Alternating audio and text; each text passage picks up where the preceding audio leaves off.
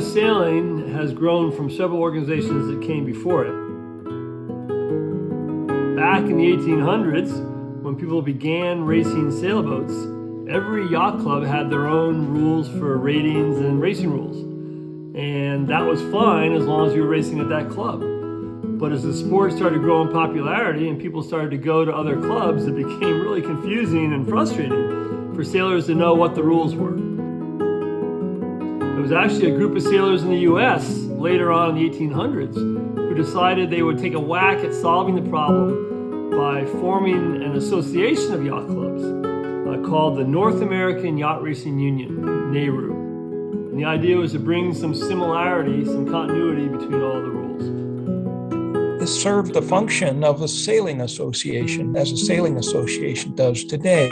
The era from World War II up to about 61, that was an era where individual countries had rules. And we in the United States agreed with the rules of Canada. So our early organization was really a joint US-Canadian organization. Now different yacht racing associations were emerging around the world, and each yacht racing association was having their own rules. And it became the same problem as before, which was there was confusion and frustration, and it just became clear that the sport would really benefit from one body of rules that everyone raced under worldwide. Harold Vanderbilt wrote some very basic rules. He'd be at some function at his house with lots of people around, and he'd go off in a corner at a little table and start moving model boats around. This was a passion of his, and his rules are the foundation of our racing rules. This was a brilliant simplification of what to do when two boats meet. Vanderbilt, a fellow named Greg Bemis, Harry Anderson, they were joined by people from the UK, and together they formed a body of rules that they thought would be agreeable to the world. They presented it to the IORU, and in 1961, the IORU made the vote to adopt these rules as the set of rules that everyone would use in the sport. And we've actually raced under those rules ever since. In the late 60s, U.S. Sailing started a certified judge program. So we had race officials who we trained in U.S. Sailing. And the big enemy of the rules is light air. Because when there's light air or calm conditions, there are no races.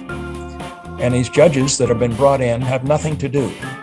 So they sit around and they say, what if this? And they put their little model boats on the table and they begin to say, gee, there's no rule for that.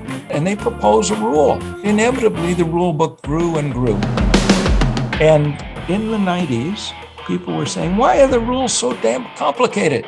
So the impetus in the 90s was to try and preserve the game, the way we race the boats, and get rid of all the rules which were unnecessarily complicated, or try to simplify them. And it was very well received by the world. U.S. Sailing played a critical role. I chaired the Racing Rules Committee during those years, and it was very exciting.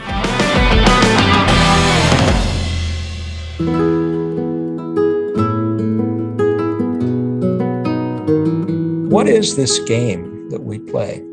It's 3 games in one. One, any sailboat race is a race involving mastery of your boat.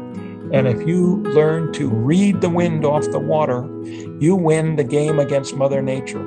That's the second game. And the third game is the tactical game. And the rules are very important for the tactical game. But if you have a fast boat and can read the wind off the water, you could win without there being any rules. And brilliant sailors are like that.